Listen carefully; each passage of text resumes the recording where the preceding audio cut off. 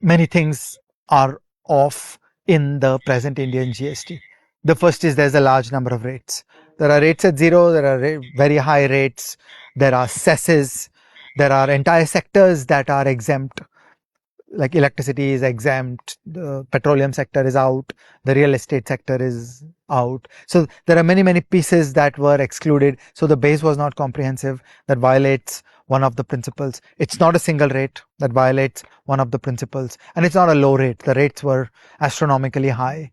So all the three principles of a good VAT were violated in the GST as it unfolded, as it came out the front door. But for today, I want to talk about the most important problem of all, which is that the input tax credit has been getting increasingly blockaded.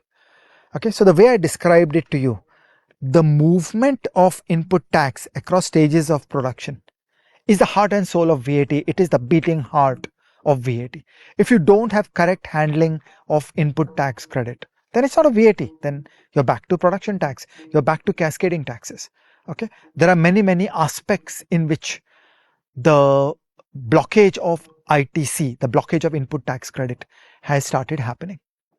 So there are rules which say that if you are a goods company and you are a final stage producer of goods, then input tax credit will not be given correctly for services and for capital goods. If you're a services company, input tax credit will not be given correctly.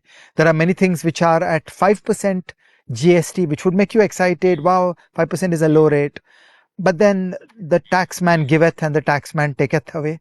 So alongside the transition to a 5% rate, in many cases, input tax credit has been blocked. So in fact, you're now paying a very high tax rate, the combination of 5% on the last stage of production and all the upstream taxes which are not being refunded. Okay, so there is a variety of these kinds of problems that have crept into the Indian tax system.